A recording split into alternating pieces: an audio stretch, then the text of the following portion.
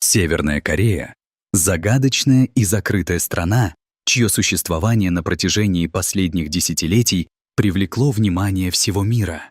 При этом акцент часто делается на политических реалиях жизни в Северной Корее, оставляя в тени вопросы о роли женщин в этом обществе.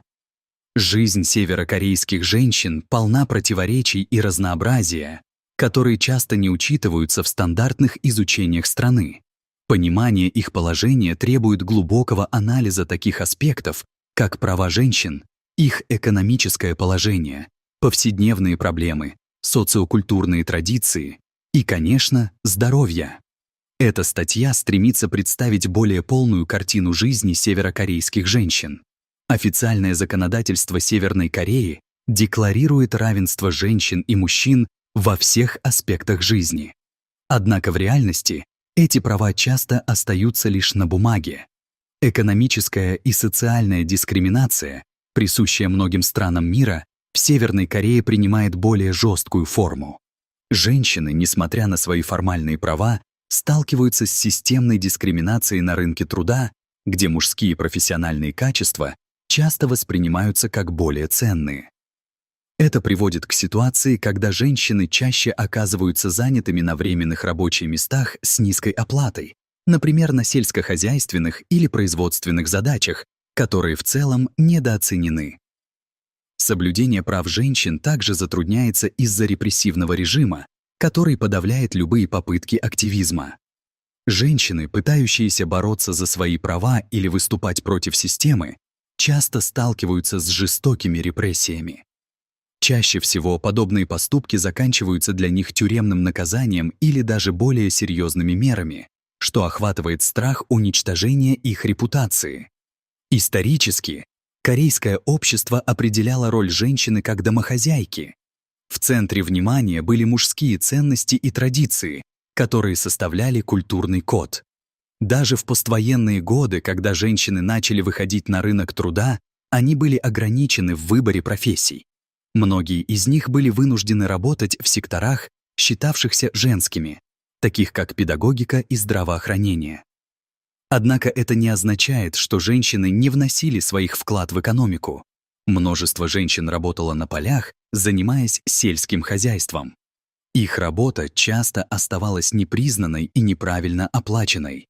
В последние десятилетия, с учетом изменения экономической ситуации и неформального сектора, роль женщин становится все более важной. Тем не менее, традиционные представления о гендерных ролях по-прежнему оказывали влияние на общественное восприятие и позиции женщин. Даже сегодня, когда некоторые секторы экономики открывают двери для женщин, культурные нормы гораздо более сильны, чем законодательные инициативы. Это создает парадокс, когда нормы остаются в основе социального сознания и ограничивают женщин в их стремлениях. Политическая активность женщин в Северной Корее в основном остается на заднем плане. Женщины, которые достигают высоких должностей, как правило, это те, кто близок к верхушке власти или состоял в близких отношениях с лидерами. Однако они чаще представляют интересы режима, чем обычных женщин. Политическая идеология такова, что заставляет женщин чувствовать себя прекрасным дополнением, которое должно выполнять только определенные роли, а не быть равноправными участниками политических решений. Работающие в партийных структурах женщины могут влиять на вопросы, связанные с социальной политикой, однако это влияние ограничено рамками партийной идеологии. Это создает ситуацию, в которой их сила на практике часто оказывается поверхностной. Важно понять, что это не означает полного отсутствия активности. На местном уровне женщины иногда организуются в группы для поддержки друг друга. Однако эти группы действуют на незаслуженной основе и находятся под жестким контролем. Образование в Северной Корее считается обязательным и теоретически доступным для всех. Однако в силу политической и экономической ситуации уровень образования женщин и качество образования, которое они получают, оставляет желать лучшего. Как уже упоминалось, часто образовательные программы направлены на удовлетворение потребностей государственного аппарата. что приводит к формированию жертв случайного образования, ограничивающего их карьерные перспективы. Женщины нередко начинают свою карьеру после получения диплома, но объем знаний и навыков, полученных в училищах, часто оказывается недостаточным. Это приводит к тому, что многие ищут возможности дополнительного обучения или переподготовки, что становится хорошей возможностью для улучшения личных условий или может привести к новому качеству жизни. Но зачастую продвижение вверх по карьерной лестнице сопряжено с большими трудностями, а успехи аффилированы с успешными связями и протекцией. Семейная жизнь женщины в Северной Корее начинает складываться очень рано. Многие выходят замуж и начинают создавать семью, едва достигнув совершеннолетия. Это ставит перед ними дополнительную эмоциональную и финансовую нагрузку, так как по традиции женщина несет ответственность за ведение хозяйства, воспитание детей и поддержку супруга. Женщинам приходится жонглировать обязанностями, что может приводить как к физическому, так и к эмоциональному истощению. Согласно исследованиям, среднее количество детей у северокорейских семей составляет от 2 до 3. Поддержание семьи на небольшие бюджеты становится настоящим искусством, когда расходные статьи не соответствуют уровню доходов. Это требует значительных усилий и изобретательства. Женщины занимаются многоуровневой работой, включая неформальную деятельность. Они могут продавать произведения собственного труда, а также работать в частном секторе, чтобы обеспечить семью. Существуют и другие методы выживания. Свои продукты, такие как овощи, могут продаваться на местных рынках. Однако эти подходы также создают риски, так как необходимо действовать в рамках неофициальных норм, что иногда приводит к наказаниям, связанным с неудовлетворительным исполнением государственных законов. Северокорейские женщины часто сталкиваются с недостатком питания, что в свою очередь сказывается на их здоровье. Современные условия жизни, включая экономические и политические проблемы, по-прежнему оставляют значительный отпечаток на общем состоянии здоровья женщин. По данным Всемирной организации здравоохранения, уровень недостатка питания среди женщин и детей в Северной Корее остается высоким. Это приводит к проблемам с ростом, а употребление пищи чаще всего ограничено рисом, картошкой и капустой, в то время как потребление белков и витаминов совершенно не соответствует нормам. Из-за нехватки питательных веществ и низкого уровня жизни многие женщины страдают от различных заболеваний. Эта худоба и отсутствие энергии становятся факторами, которые мешают женщинам выполнять свои роли на работе, а также в семье. Женщины часто вынуждены игнорировать заболевания и физические недомогания, чтобы продолжать работать и поддерживать семью. Традиционные представления о стыде за проявление слабости также сказываются на том, как женщины воспринимают свое здоровье и благополучие. Сексуальная эксплуатация женщин в Северной Корее — это тяжелая проблема, о которой часто сообщают правозащитные организации.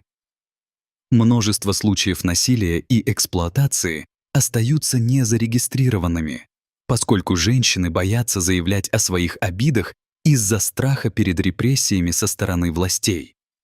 Это создает атмосферу безнаказанности для преступников, использующих уязвимость женщин. В отличие от других стран, где такие преступления могут быть расследованы, в Северной Корее это не будет восприниматься как преступление, а скорее как недостаток силы духа жертвы. В общем, социальные стереотипы и культурные нормы ограничивают возможность женщин получить адекватную помощь или защиту. Только в редких случаях, когда репрессии становятся общеизвестными, может произойти публичное самопроявление, вызывающее общественное возмущение. Но, как правило, гендерное насилие, включая насильственные преступления, игнорируется на уровне общества. Миграция женщин из Северной Кореи представляет собой еще одну многоаспектную проблему. Зачастую женщины районом предпринимают рискованных шагов, покидая страну в поисках лучшего обращения и экономических возможностей. Однако многие из них становятся жертвами торговли людьми в соседних странах, таких как Китай.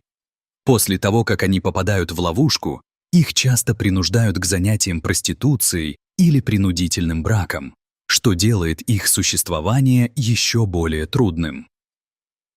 Процесс попытки выехать также полон рисков, так как за границей они сталкиваются с последствиями возможного отказа, проблемами легализации и, как следствие, принуждает их совершать меры, которые могут еще больше их подорвать. Если подобные женщины в конце концов вернутся домой, они подвергаются жестоким наказаниям со стороны правительства, даже несмотря на тяжелые обстоятельства и опасности, в которых они оказались. В Северной Корее внешний вид женщин играет важную роль и подвергается жестким контролям. Модные тенденции должны соответствовать требованиям, установленным партией. Одежда женщин часто однородна и скромна, а модные аксессуары осуждаются. Неправильный ход или прическа может привести к наказанию, что угнетает их самовыражение. Большинство женщин стремятся следовать установкам, чтобы избежать проблем с правоохранительными органами. Эта норма питания также сильно сказывается на здоровье женщин. Отсутствие выбора и выражения своего мнения отражается на их психоэмоциональном состоянии, приводя к депрессиям и чувству безнадежности. Представления о красоте и моде здесь не воспринимаются как самовыражение, а воспринимаются скорее как средство выживания. Систематический контроль над искусством и литературой вписывается в общую картину жесткой цензуры. Женщины-авторы и художники, которые стремятся выразить свои мысли и творческие идеи, часто оказываются под давлением системы. Их работы должны соответствовать ожиданиям и идеологии государства. Несмотря на это, некоторые женщины находят способы привнести свои идеи в общество. Тайные литературные и художественные сообщества становятся важным средством самовыражения, позволяющим женщинам делиться своими переживаниями, мечтами и надеждами. Эти произведения охватывают широкий спектр тем, от личных страданий до вопросов социальной справедливости. Однако их авторы всегда должны быть осторожны, чтобы избежать возможных последствий. Тем не менее, эти попытки найти голос и значимость нередко подчеркивают необходимость перемен и возможности расширения прав женщин. С началом экономических реформ в Северной Корее, которые начались в начале 2000-х годов, у женщин стало больше возможностей для ведения бизнеса и работы в частном секторе. В условиях государственной экономики, которая обычно располагала к нехватке товаров, многие женщины стали заниматься небольшим бизнесом, что, в свою очередь, дало им возможность стать более независимыми субъектами в обществе. Тем не менее, нововведения сопровождаются и новыми вызовами. Предпринимательство не регулируется на должном уровне и требует от женщин не только навыков, но и способности к адаптации, осторожности и даже конформизма. Эти обстоятельства могут затруднять ведение бизнеса, так как государство иногда вмешивается, а также кандидаты могут подвергаться пересмотру со стороны местных властей. Хотя экономическое пробуждение предлагает новые перспективы, возможности по-прежнему остаются ограниченными. Развитие технологий и доступ к интернету сделали возможными новые формы общения и самовыражения для северокорейских женщин. Некоторые из них находятся в неформальных группах, где могут обсуждать различные темы и совместно решать свои вопросы. Это также открывает им доступ к информации о мире вне Северной Кореи, позволяя им осознать свои права и возможности. Тем не менее, доступ к информации и общению строго контролируется, и участники подобных групп рискуют попасть под репрессии. Несмотря на то, что женская солидарность и информационный обмен могут способствовать улучшению качества жизни, необходимость оставаться анонимными и не проявлять открытой активности хоть и вызывает опасения, но также позволяет им осознать свою возможность сопричастия. Для многих северокорейских женщин мечта об образовании за границей становится символом надежды и перемен. Это воспринимается как шанс не только расширить свои горизонты, но и вернуться в родную страну с новыми знаниями и навыками, которые помогут им улучшить свою жизнь и жизнь своей семьи. Однако эта мечта является недостижимой для большинства, так как жесткие правила на выезд из страны фактически препятствуют попыткам покинуть пределы Северной Кореи. Многие девушки, стремящиеся к образованию, как правило, оказываются полностью изолированными от международных возможностей и таких программ, за исключением случаев, когда речь идет о краткосрочных стажировках и обменах, запланированных правительством. Это еще более подчеркивает закрытость системы. Даже за пределами границ страны возможности получения образования представляют собой жесткую стратегию по контролю. Среди северокорейских женщин преобладает желание мира и стабильности. Опросы показывают, что большинство женщин желают, чтобы власть уважала их права и свободу, и они мечтают о том, чтобы их дети росли в мире, свободном от насилия и страха.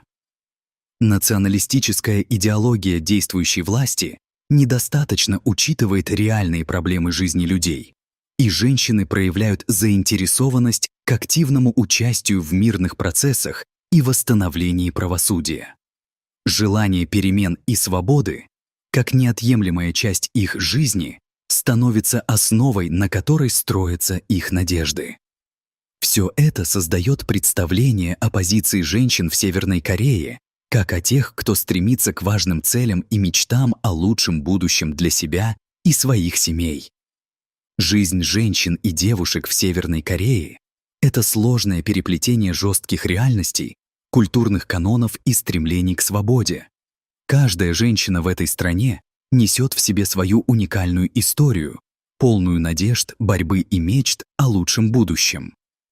Понимание их судьбы и прав является важным шагом на пути к настройке общественного мнения и поддержанию прав женщин не только в Северной Корее, но и в других странах, которые сталкиваются с подобными проблемами.